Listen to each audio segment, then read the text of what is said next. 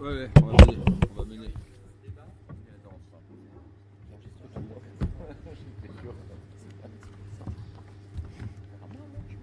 Bien, Thierry Murat, ici présent. Ah, non. Ouais, non, mais ils vont m'écouter, ils vont tendre l'oreille, ils vont être ça, ils vont arrêter de parler. Didier. J'ai rien dit pour une fois qu'il dit rien. Thierry est donc né en 1966 à Périgueux. Hein, ça c'est vrai.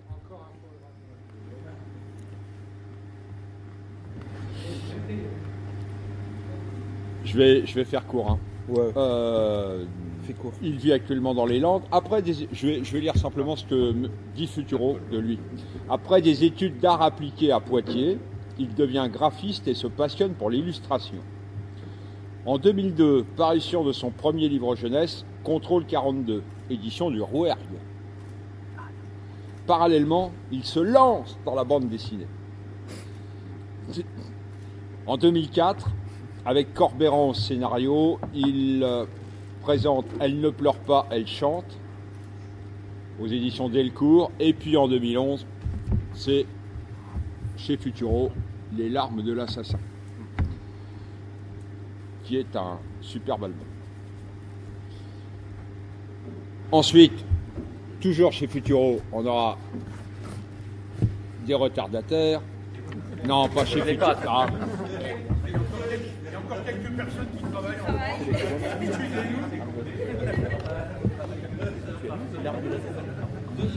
Non, c'est chouette. Nous avons donc Au vent mauvais et puis Le vieil homme et la mer en 2014.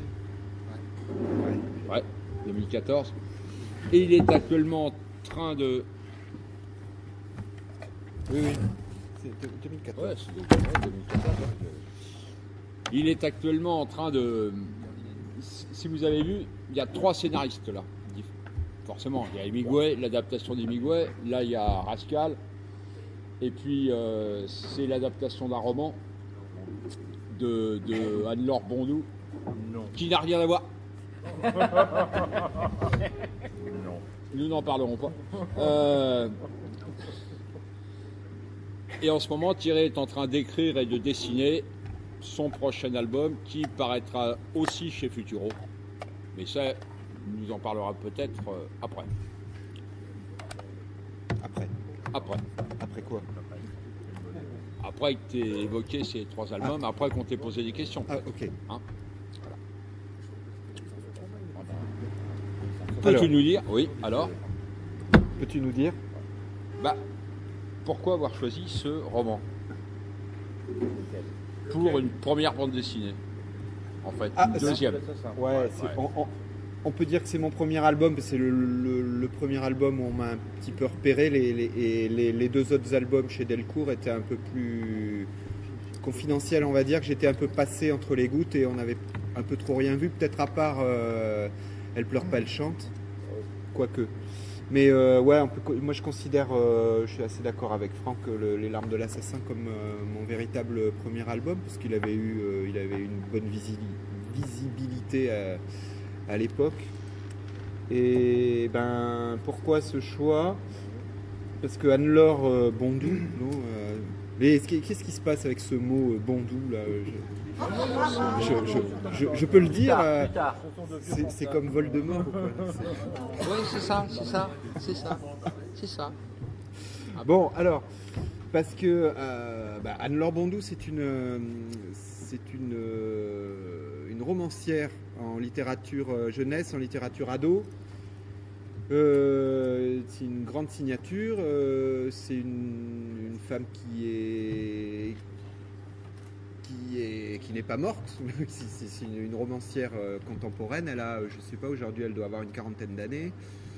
Je voudrais pas trop la vieillir, je sais pas trop, enfin dans ces eaux-là. Et donc elle avait sorti en 2002 un roman chez Bayard qui s'appelait Les larmes de l'assassin, que j'avais lu à l'époque à sa parution et qui m'avait complètement embarqué. C'est un truc, et j'avais pas été le seul, hein. C'est un livre qui a eu énormément de prix, qui a eu plus d'une 30aine de traductions. Bref, on appelle ça un peu un best-seller, quoi. Mais en littérature ado, chez Bayard, dans la collection, enfin dans la collection, je sais plus comment elle s'appelle, mais la collection ado. Et ces problèmes de collection en jeunesse, c'est toujours un peu des ghettos, quoi. Donc ce livre-là avait eu énormément de succès, mais il n'avait pas traversé la frontière du lectorat dit adulte, du lectorat généraliste. Donc moi j'ai eu envie d'en proposer une nouvelle écriture, une nouvelle lecture en bande dessinée, parce que ça me semblait être une bonne idée. Je ne sais pas pourquoi, mais parce que moi je viens de la littérature jeunesse, comme l'a évoqué Franck au début. J'avais fait quelques tentatives Franck, c'est Bondou. Franck Bondou. Je t'ai appelé Franck. Ouais. Ouais. Je rentre à pied. Au début, Patrick disait là que j'avais un petit peu fait quelques bouquins aux éditions du Rouergue. C'est vrai. Donc au début des années 2000, j'avais commencé à publier, non pas en bande dessinée, mais en littérature jeunesse, texte illustré. Donc moi, c'est un petit peu mes premières âmes. C'est un milieu que je connais bien. Donc et ce roman d'Anne-Laure là m'était tombé dans les mains d'une manière assez évidente, parce que je bouquine pas mal de romans ados et voilà. Je sais pas si vous avez des... Je sais pas trop quoi dire sur ce livre, parce que je sais pas trop qui l'a lu, qui l'a pas lu, donc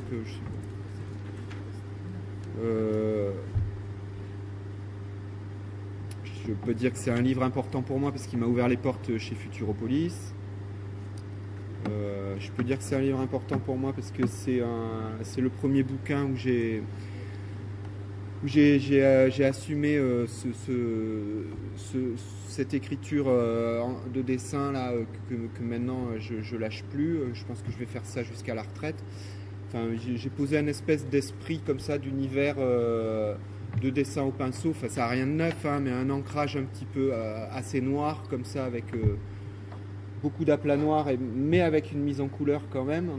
Je suis revenu à mes premiers coups de cœur d'adolescent avec Pratt et Comès et Munoz, et j'ai eu envie de l'assumer à cette époque-là de ma vie. Et puis voilà, donc parce qu'avant je ne dessinais pas du tout comme ça. J'ai fait plein de tentatives, je me suis cherché à droite à gauche. Donc Les Larmes de l'assassin, c'est aussi et surtout pour ça que c'est un livre important pour moi. Voilà. Après, un livre important pour pas mal de lecteurs aussi, puisque il y a eu des jolis retours, pas mal de presse, puisque c'est un roman qui, je sais pas comment dire, qui attrape le lecteur dès le premier chapitre. Le premier chapitre est super violent. C'est un truc assez classique en littérature western ou en cinéma aussi.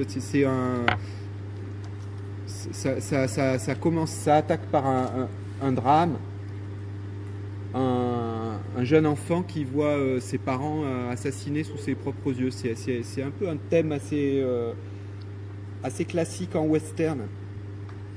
Sauf que là, on n'est pas du tout dans un western. Ça se passe au Chili dans les années 1910.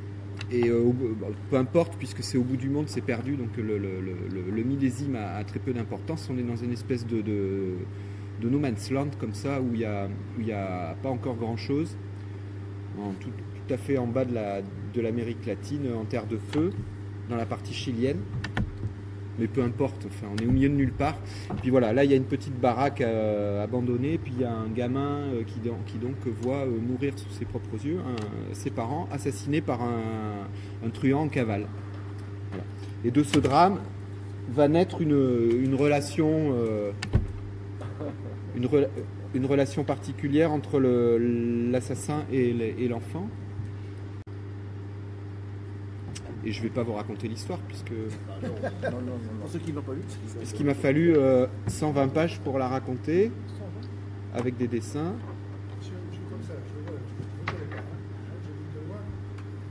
J'ai vu des couleurs, tu mets des fonds, seule couleur. C'est un choix.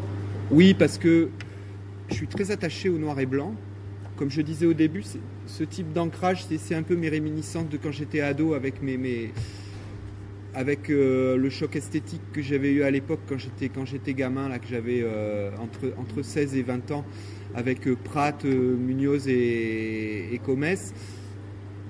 Ce noir et blanc, pour moi, suffit à lui-même, et mes ancrages, je vous les montrerai tout à l'heure, mes planches noir et blanc,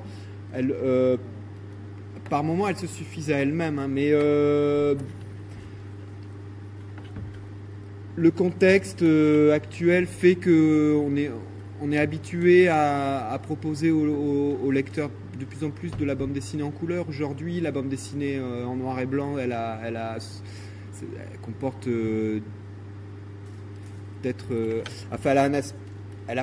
elle a pris au fil du temps un aspect un peu austère. Voilà, les éditeurs sont assez réticents par rapport à tout un tas de choses. C'est les éditeurs qui sont... Parce que...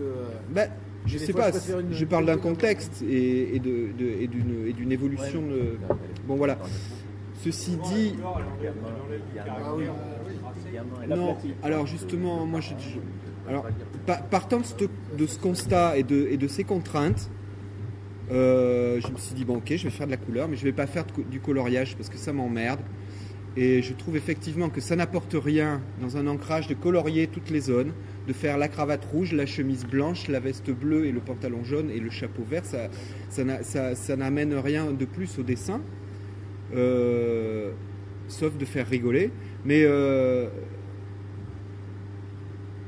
malgré tout, j'avais cette contrainte d'amener de la couleur sur mes planches noir et blanc, donc je suis resté sur un parti pris monochrome comme ça, et du coup je reste très proche de l'impact noir et blanc, du contraste des aplats noirs avec le trait, et je balance derrière des monochromes, et je reste sur des camailleux comme ça, mais au sein de la même case je reste sur un monochrome. Par contre sur la planche, comme on a plusieurs cases, je me permets d'avoir comme ça une case bleue, une case monochrome bleu, une case monochrome dans les bruns beige et une case monochrome dans les jaunes orangés, ce qui fait, et je joue comme ça d'un point de vue narratif. Et puis c'est quand même bien pratique la couleur parce que ça permet de travailler l'ancrage d'une manière assez légère, notamment pour la nuit. La nuit, c'est un gros problème en noir et blanc. On est obligé de noircir beaucoup et d'adapter le dessin à ça. Avec un ancrage qui doit recevoir a posteriori une mise en couleur, on peut rester léger sur l'ancrage et préserver les ciels qui sont du blanc du papier. Et puis après, il suffit de mettre un aplat bleu derrière et on se retrouve avec la nuit. Et c'est quand même des choses qui sont agréables à travailler. Ça. La couleur n'est pas qu'un handicap finalement. Moi, je fais mes couleurs, ouais.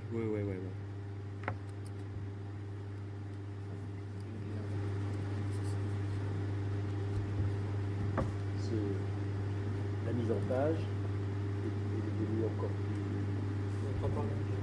La mise en page est devenue encore plus systématique dans le dernier, dans le Vieil de la mer, me semble-t-il, il y a presque tout le temps que 2 images par... Non. Parfois il y en a 3. Voilà. Parfois 3. Parfois 3, parfois 4. Et... Une adaptation. Oui, alors... Quelle est ta liberté Total. Toujours. Sur Les Larmes de l'Assassin, liberté totale, il suffit de lire la préface d'Anne-Laure Bondou au début. Elle m'a donné carte blanche sur l'adaptation de son roman. Elle n'a pas voulu participer. Moi, je lui ai proposé poliment, mais j'espérais qu'elle me dise non. Parce que j'avais vraiment envie de proposer ma lecture et mon adaptation scénaristique, du coup... ouais, parce qu'il y a un vrai travail de scénario. Quand on part d'un roman et qu'on doit en faire une bande dessinée, il y a un travail de scénariste à faire avant de se mettre à la planche à dessin. C'est inévitable. C'est un travail d'écriture, un gros travail d'écriture à faire avant. Chose que j'ai fait aussi. J'ai fait la même chose. Oui, j'écris. Je sais écrire un petit peu. Et là, le dernier, je passe à l'acte et j'ai écrit mon propre récit et ce sera la première fois où je signe un livre seul en tant qu'auteur. Voilà. Le Vieil homme et la mer, même manière de travailler que Les Larmes de l'Assassin. Je prends un roman, on demande l'obtention des droits avec l'éditeur pour avoir la totale liberté de le faire tel que j'avais envie de le faire, ce qui a été le cas avec la Fondation Hemingway. On leur a envoyé Les Larmes de l'Assassin. Oui, Les Larmes de l'Assassin, ce livre-là. Oui. On leur a envoyé Les Larmes de l'Assassin à la Fondation Hemingway. On leur a envoyé une lettre d'intention de 2 pages à 4 que j'avais rédigée qui en gros disait je voudrais bien que vous me donniez l'autorisation de l'adapter, mais je voudrais que vous me foutiez une paix royale, sinon c'est pas la peine. En gros c'était ça, mais c'était mieux formulé, mais c'était super bien, joliment dit, mais en gros c'était ça.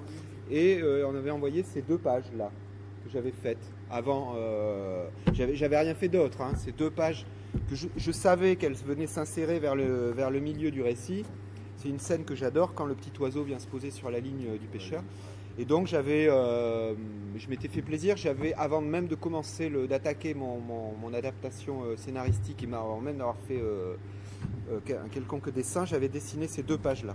T'avais vu le film aussi? Ah oui, hein. Oui, j'ai tout vu sur Le Vieil Homme et la Mer, je crois, j'ai tout regardé. Tous les bouquins illustrés en jeunesse, le bouquin illustré par François Place, le bouquin illustré par, je sais plus, pas de BD. En bande dessinée, non. Oui. C'est pas la même époque, hein. C'est un livre plus récent, c'est pour ça. C'est un grand classique, mais jeune. C'est un livre qui date des années 50. C'est pas un livre du 18e ou du 19e. C'est pas Robinson Crusoe, c'est pas Moby Dick, c'est pas L'île au trésor. Mais il a cette trempe là, il a cette trempe d'un grand classique, mais il est jeune, il a été écrit en 54. Donc ça explique peut-être ça. Voilà. Il y a des droits. Il y a toujours des droits sur Le Vieil Homme et la Mer, bien sûr. Il va tomber dans le domaine public en 2035. Alors moi, c'est ce que j'avais dit à Futuro. J'avais dit je ne vais pas attendre 2035 pour le faire, parce que c'était un vieux rêve de le faire. Et j'avais dit, bon, si je dois le faire, il va falloir négocier les droits, parce que, voilà. Et là, c'est avec la famille Hemingway. Avec la Fondation Hemingway, ouais, c'est les héritiers, plus un avocat, plus, je sais pas trop comment ça marche. C'est une fondation, quoi. Et ça a été cool. Moi, mais c'est ma plus grande fierté. Moi, ma plus grande fierté, elle est là. C'est le jour où chez Futuro, ils m'ont appelé pour me dire que c'était bon. J'étais super content.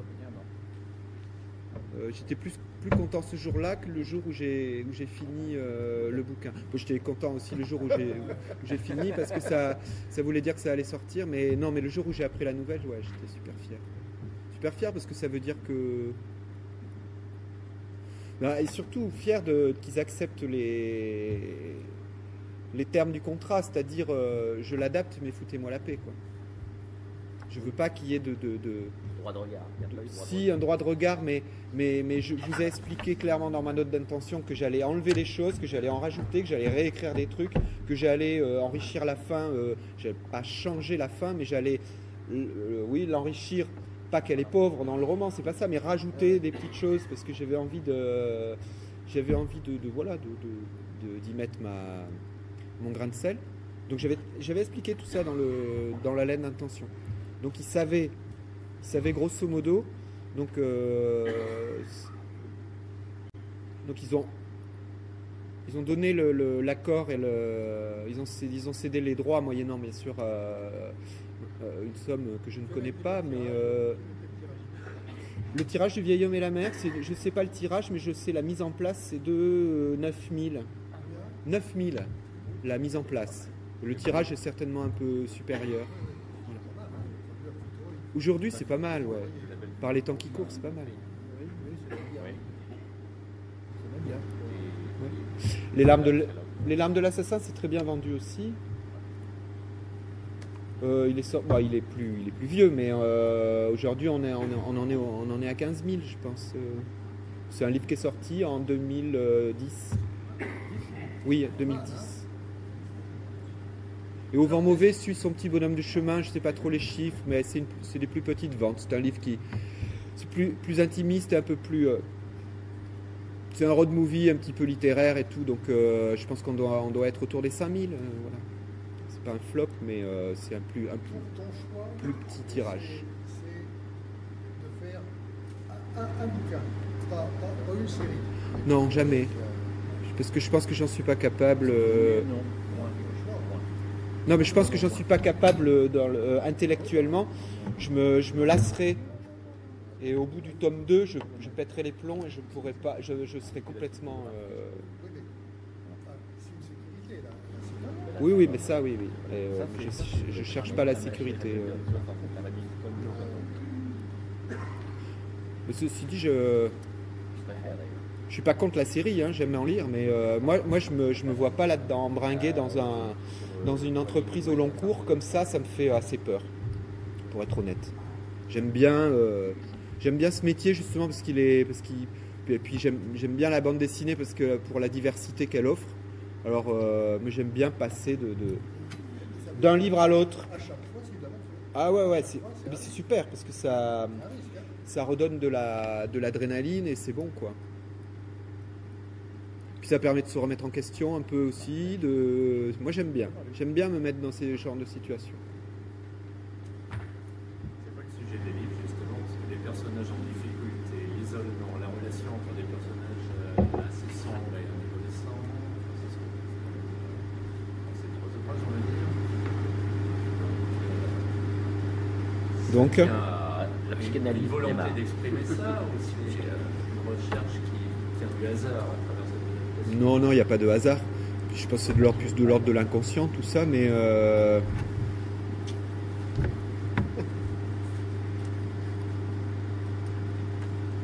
ouais, mais de toute façon, quand on est mais avec cette démarche là, de faire un livre nouveau à chaque fois, de ne pas être sur le mode de la série, on se positionne un peu comme un romancier, donc qui enchaîne les bouquins. Ben, si vous posez la question à pas mal de romanciers, ils vous diront qu'ils ont un peu le sentiment de refaire le même livre à chaque fois. Voilà. Donc effectivement, il y a des fils conducteurs, il y en a plein. L'enfance, la solitude, je sais pas, moi c'est pas à moi de le dire. La nostalgie. Voilà. Et ce qui est étrange, c'est que même sur le livre que m'a écrit mon ami Rascal, Au vent mauvais, c'est un scénario qu'il a écrit pour moi. C'est pas un truc qu'il avait dans un tiroir et qu'il a sorti comme ça. Tiens, j'ai ça. C'est un truc qu'il m'a écrit. C'est un peu du sur-mesure, quoi. Un peu comme c'est un peu tout le temps le cas. Hein. Enfin, pour moi, les bonnes collaborations, c'est souvent comme ça, quoi. C'est quand donc même là-dedans, on retrouve aussi des constantes dans les autres bouquins. Et alors avec Le vieil homme et la mer, c'est un peu particulier parce que c'est un roman. On est loin de toutes ces préoccupations-là, mais moi je me suis débrouillé pour les réinjecter d'une manière ou d'une autre. J'ai mis l'accent vachement sur le petit gamin du début, sur la relation forte qu'il y a entre le vieux et le gamin. Elle est présente dans le livre, hein, mais elle tient sur le premier chapitre juste, et c'est assez court. Même pas le premier chapitre. Ouais. Voilà, il y a d'autres... J'aime beaucoup le texte off. Combien de temps pour réaliser Et c'est une constante aussi dans tous les bouquins parce que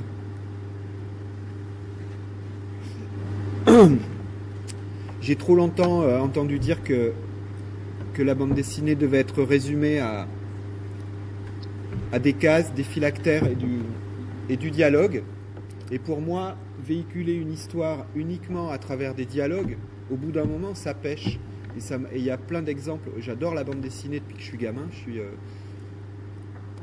Je pense que je pourrais être membre de l'assaut. Hein, non, vraiment, je suis un gros fan. Hein, et je dis ça avec beaucoup de respect. Mais je trouve que par moment, la narration et le récit, pour être aussi lecteur de romans, je trouve que le récit a besoin d'une autre voix et d'une voix intérieure, souvent, autre que les dialogues. parce que souvent dans la vie, dans la vraie vie, la plupart des choses importantes et fondamentales ne passent pas par le dialogue. Elles passent plus souvent par une voie intérieure et par de la réflexion, par de l'introspection, quoi. Et je trouve que c'est ce qui manque souvent en BD. Quand tout se passe en gros, dans un endroit d'un petit bateau. Sur le vieil homme? Oui. Oui, oui, oui. Comment Un homme, un bateau, ouais, Voilà. c'est tout. Ouais. Voilà. Ben ouais, ça c'était le gros dessiner, hein. ouais. Faut pas faire toujours le Truc de fou, ouais. C'est bien, mais Alors comment on fait? t'as pas- Non, et il faut pas toujours dessiner la même image et toujours le même plan, ouais, c'est ça. C'est un travail de réflexion sur l'angle de vue de la caméra, hein. Là pour le coup, on a les yeux qui se transforment en appareil photo ou en caméra. Donc j'ai tout simplement demandé à mon papa qui est modéliste, qui est retraité modéliste, de me fabriquer une barque. Donc on a cherché de la doc sur les barques de Cuba. C'est pas qu'elle a rien de spécial cette barque, mais je voulais pas que ce soit une barque portugaise ou une barque normande ou je ne sais quoi. Je voulais que ce soit vraiment. Donc on a cherché des plans plus ou moins. J'ai gribouillé quelques plans, vue de face, vue de profil, et puis il m'a construit une maquette qui est grande comme ça, 40 cm à peu près. Je l'ai posée là sur une table dans mon bureau, une table grande comme ça, en plein milieu, et ça m'a permis de la regarder sous toutes les coutures. Donc aussi bien au ras de l'eau comme ça que de face, de profil, de derrière, de dessus. Enfin, c'est un grand classique la maquette en bande dessinée, et c'est vrai que ça ouvre les yeux d'une manière phénoménale. Et puis c'était toujours. D'autant plus quand on a un truc aussi pauvre à dessiner, Ouais. parce que c'est qu'une pauvre barque au milieu de l'eau, hein, donc. Donc, comment, j'ai- bon, tu vois, les photos, comment tu fais? Ouais. C'est toujours le même personnage que tu vois pendant des pages et des pages. Ah, pour la barque, ouais, j'ai pris des photos. Non, pour le personnage. Du visage. Non, bah oui, c'est le même personnage. Oui. Tu l'images ou tu fais une photo Non, pas de glace, pas- toi-même? moi. Moi, oui. Ouais. Pour le personnage du vieux, je me suis tellement identifié que j'ai pas pu faire autrement. Donc je me suis imaginé vieux. Et puis comme c'est un récit sur la vieillesse, c'est un truc qui m'intéresse vachement, quoi. C'est un livre. Voilà. C'est le dernier bouquin d'Hemingway, il a écrit quelques années avant sa mort. Enfin, tout ça se ressent vachement. Donc moi j'ai eu envie de me mettre à l'eau, pareil, de mouiller la chemise, et je me suis imaginé vieux, je me suis projeté, donc je me suis pas mal crobardé dans la glace, comme faisait notre ami Jacob. Hein. Voilà, je me suis pris en photo,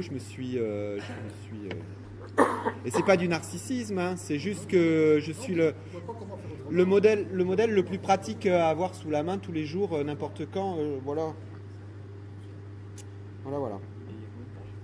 Donc du coup, c'est un vieux un peu sans âge, parce que c'est un vieux qui a gardé toute sa force et toute sa vitalité. Du coup, il y a cette ambiguïté que j'aime bien. Il est sorti quand? Le vieux, il est sorti en octobre dernier. Non, un an. Oui, il y a un an. 2014. Pourquoi? On est en novembre, ah oui. Il y a un an, ouais. Ouais.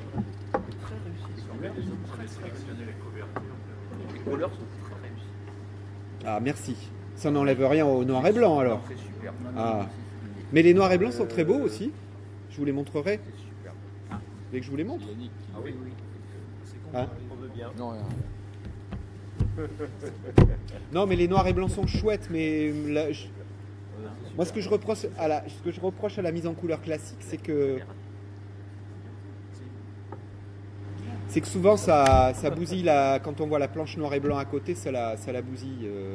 Moi, j'essaye de faire en sorte de plutôt lui amener du plus à la planche, et parce qu'il y a tellement de vide et tellement de Ouais, tellement de vide dans mes cases et dans mes dessins que j'essaye d'amener du plus avec la couleur, plutôt que de bousiller ma planche noir et blanc. Bon, et puis comme c'est moi-même qui l'a fait, la couleur, on n'est jamais si bien servi que par soi-même, donc j'essaye de faire ça bien, quoi. Parce que ça suggère. Combien de temps je mets sur... J'ai mis 1 an. 9 mois. Une grossesse, ouais. Alors, dans mon cabas, j'ai toutes les planches noires et blancs de ces 3 livres. Je travaille petit. Je travaille au format A4 sur une table lumineuse, à l'encre de Chine, et je travaille.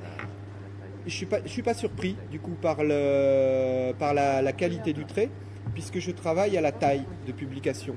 Donc ce que j'ai sous les yeux sur mon bureau, ça sera dans le livre. Donc il n'y a pas de surprise et je ne me perds pas dans des détails qui vont être réduits et qui vont légèrement s'amenuiser. Je travaille au format. Voilà. J'aime bien. La mise en couleur, c'est une cuisine. C'est une cuisine à base de vraies choses, de vraies matières, de papier, de vieux papiers de couleur qui sont scannés, stockés dans mon ordi, classés par gamme. Je travaille en kit, je fais des jus, des lavis pour des nuages, pour de la matière dans du sol, pour des traces comme ça, qui sont de l'ordre de la trace. Non, c'est ce que je suis en train d'expliquer. Je fais des éléments graphiques pour la mise en couleur en vrai, avec des vraies choses, du vrai papier, des vrais papiers de couleur, des papiers, carton, et que je scanne et que je stocke. Après, je fais des traces de lavis à l'encre, au brou de noix, des choses comme ça sur du papier blanc, que je scanne aussi, que je stocke. Et sur l'ordi, je viens assembler comme un millefeuille toutes ces choses qui ont été faites à la main. Je tiens à le préciser, toutes. C'est-à-dire que je ne peins pas. L'assemblage est fait sur l'ordi. Voilà. Comme autrefois, l'assemblage de la planche noir et blanc et la mise en couleur sur bleu, l'assemblage était fait par l'imprimeur. D'accord ? Aujourd'hui, l'imprimeur, c'est l'ordi, enfin, qui permet d'assembler. Les 3 livres qui sont là, ce que je suis en train de faire, non, ça reste encore à la maison parce que c'est en chantier. Voilà. Crayonne d'abord Je crayonne sur la page, ce qui fait que mes crayonnés disparaissent sous l'encre. Donc j'ai plus de crayonnés. Par contre, j'ai des gribouillis dessinés, des gribouillis dans des carnets comme ça. Quand je dis gribouillis, c'est vraiment le cas, c'est dessiné avec les pieds. C'est dessiné avec les pieds et c'est vraiment pas beau. C'est pas beau. Toi qui es à côté, Franck, tu me dis si c'est bien dessiné. C'est pas beau. Non, c'est vraiment pourri. C'est pourri, hein. Mais c'est pourri. Je sais pas si c'est pas Non, c'est fait très vite. Je tombe 10, 15, 20 pages dans une journée et je fais ça des fois dans le train. Le but, c'est d'aller vite et d'avoir... C'est un storyboard, tout bêtement. Sauf que c'est un storyboard dans un carnet. Et ça, j'aime bien parce qu'on a le livre en miniature et on tourne les pages. Et on a les vis-à-vis des doubles pages. Et on peut se mettre dans la peau du lecteur. Et se dire, là, ici, tiens, en bas à droite de cette double, on tourne. Hop, suspense. C'est toujours le fameux truc suspense en bas à droite, on tourne. Et de structurer les doubles pages par rapport au feuilletage. Ça veut dire que c'est la copie conforme de ton album Au niveau découpage, oui, sauf que c'est très mal, le dessin est pourri, mais si, c'est. Et alors, par contre, au niveau découpage, ouais, on peut. Au niveau découpage, c'est, non, je préfère vous faire passer les vraies planches. Ouais, mais ça, c'est très intéressant de voir ça. Il y a les crabouillis. Comment on fait, Patrice? On fait tourner les pages comme ça?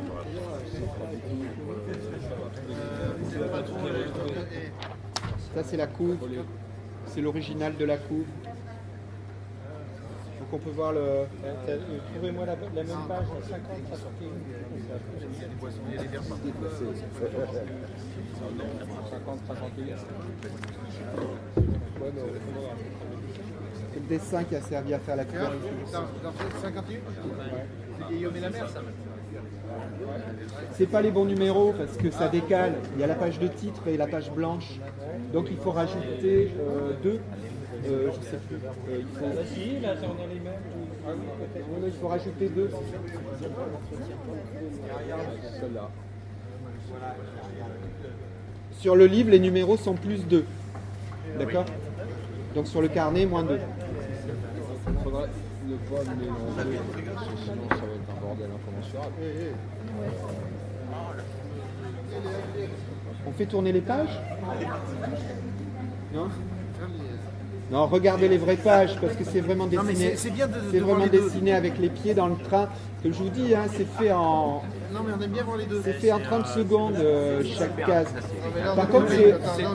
non, par contre, sur cette étape-là, ce qui est important, c'est la narration et le découpage et le rythme des cases et tout est posé là à ce moment-là. Donc je ne m'embarrasse pas du dessin. Je trace. Et là, et tu rajoutes la typographie Remington 1900, etc. Avant. Ah oui, bonne question. Ah ouais, Alors, non, mais d'habitude, ça Sur va. mon ordi, sur un logiciel de traitement de texte à la noix, Oui. je trace avec mon carnet sous les yeux, où j'ai tout mon découpage, avec mon carnet sous les yeux, je sais que la page temps, ben, mon architecture de cases, c'est ça. Donc sur ce logiciel de traitement de texte, je trace quoi? Des cadres, Voilà, des bords de cadre Ouais, je laisse passer. et mon texte en typo Remington. Et j'imprime sur mon papier canson. Mon papier canson qui est blanc ressort de l'imprimante avec quoi dessus? Les bords de cadre qui sont déjà tracés. Cool. Donc c'est a Il priori. n'y a pas ça à faire. C'est bien. C'est Ouais, tellement oui. chiant de tracer les cadres à la règle. Donc la feuille de canson blanche sort de mon imprimante avec les bords de cadre, tous mes textes qui sont mis en place à l'endroit où ils doivent être puisque je l'ai plus ou moins prévu dans mon carnet et le numéro, le folio en bas. Et après, je vais à ma table à dessin et je crobarde au crayon et je fais mon ancrage, etc. Mais voilà. Il y a déjà. Du coup, mon lettrage est fait. Propre. Oui, oui, non, mais c'est vrai. Ouais, on est en 2015. Aujourd'hui, on fait tellement de lettrage à la main qu'il n'en est pas, qu'il y a un lettrage informatique et qui fait semblant d'être à la main. Je trouve que c'est presque une imposture. Mais j'assume carrément le truc jusqu'au bout et je prends une vraie typo. Et puis en plus, esthétiquement, ça me plaît. Et les gens m'ont dit qu'ils aimaient bien aussi, que ça amenait du charme. Donc tout va bien. Oui, oui, oui. Et puis c'est très lisible. C'est quand même un sacré avantage. On est sur cette case là. Bah ouais. Il y a tellement à lire, tellement de texte off, de gros pavés de texte off. C'est vrai que la Et couleur. là, il l'a fait, Ah, regarde. celle-ci aussi. Ah ben, sur une page comme ça, la couleur, elle est... La couleur relève le. Ah oui, parce oui, que- non, mais là, relève le parce que, plat. en fait, le halo. Regarde, c'est le halo qui donne le relief de la Regarde la page en bas. C'est-à-dire que tu vois la page en bas,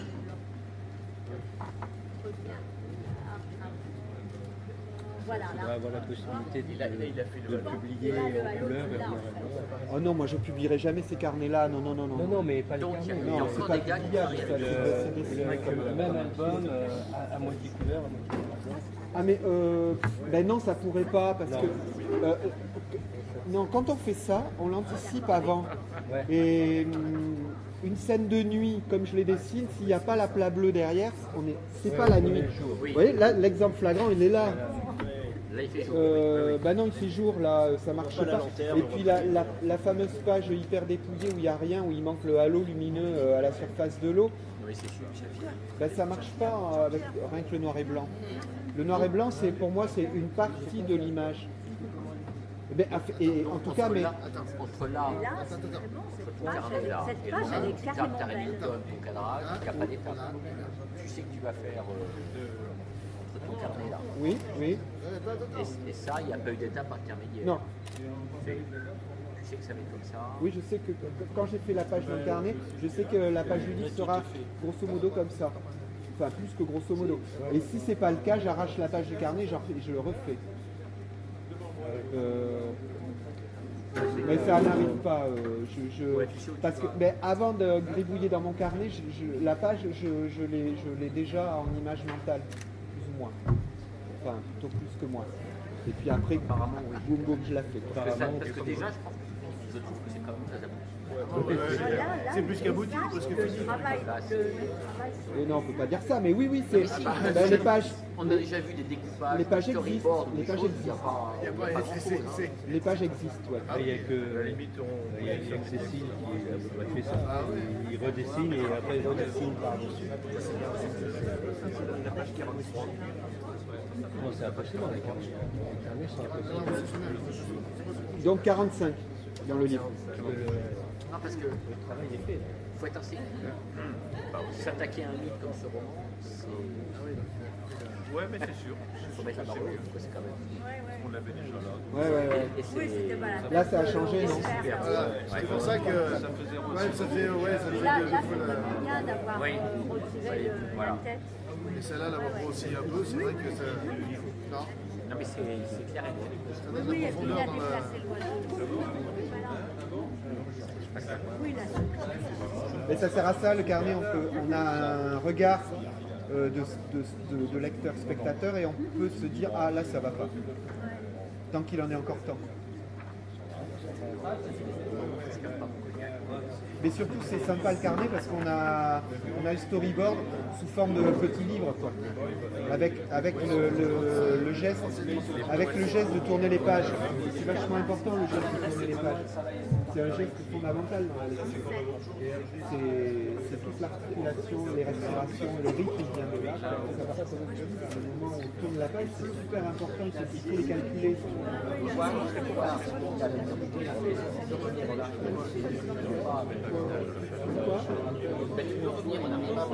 Poisson. Ouais, ça fait poisson. Non, mais tu reviens. Le cinéma, la durée est imposée, la temporalité est imposée par non, mais attends, la temporalité par à peu près. Pour la couverture, c'est proposé un seul projet. Ah, c'est le DA de chez Futuro qui a d'abord été pioché des images dans le livre et qui a fait des espèces de montages, des choses que j'aime pas, des patchwork avec des mélanges d'images, des images composites, moi j'aime pas trop. Il a encore essayé de me fourguer une couve composite, et il sait qu'avec moi, donc on arrête tout. Et moi j'ai une idée très précise, j'ai fait cette image. Alors moi je pensais la mettre peut-être pas à la taille, mais beaucoup moins petit que ce qu'il a fait. Le vent Et en même temps je regrette qu'il ait fait petit, mais en même temps non. Et il a été vendu. Mais non, parce que ça accentue l'espace et la diversité de la mer. Par contre, il est vraiment petit le dessin.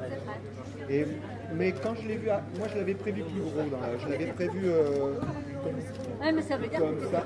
Et quand je l'ai vu arriver, j'ai dit, c'est pas une mauvaise idée, parce que avec le titre très gros comme ça, mais écrit très fin, c'est super élégant, parce qu'un titre écrit gros comme ça, avec une typographie normale, c'est aucun. Alors que là, comme elle est très fine, non, il est plutôt bien. Non, je trouve que c'est très bien. la page, elle est Jean-Pierre, belle. le vent mauvais, il est là-bas. Quel auteur Et ça dépend. Mais maintenant on se connaît bien avec Didier, il sait que moi j'aime bien ça et que les couches composites c'est pas pour moi. Il faut réussir comme ça, et puis ça évoque la sobriété aussi du texte des mots, et ça connaît les mots. Donc voilà. De toute façon, je l'avais sélectionné dans les bêtes que vous avez données sur les images sexy, parce que j'avais pas eu le temps de la traiter après en tant qu'article interactif, sinon je vais contacter directement. Elle est un peu sombre. Oui, elle a un chou de son, mais en même temps, là aussi. Elle aurait mérité d'être rafraîchie à l'impression. Si j'avais été moi là à côté de la machine, je pense que j'aurais demandé au conducteur d'alléger un peu le bleu, qu'il soit légèrement moins sourd, mais légèrement, pour pas bouffer la lumière. Parce que c'est la lumière. Oui, parce que elle, La lumière, elle a du sens quand elle est dans le. et puis là, on a perdu du détail. Malgré lui n'a pas été un petit peu influencé par la coupe de Aborder bord de l'étoile matutine avec Gary Fox. On voit un bateau très loin à l'horizon, en pleine perdition, avec des vagues assez grandes. Et pareil, le navire est tout petit sur la coule. Parce qu'il y a cette ambiance assez...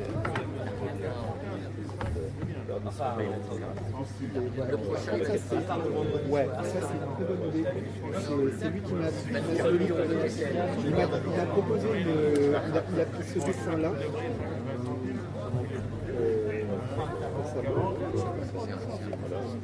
Il a pris ce dessin-là et il a fait une barbouille, il appelle ça une barbouille sur Photoshop, où il a grosso modo rebarbouillé dans une gamme de couleurs comme ça.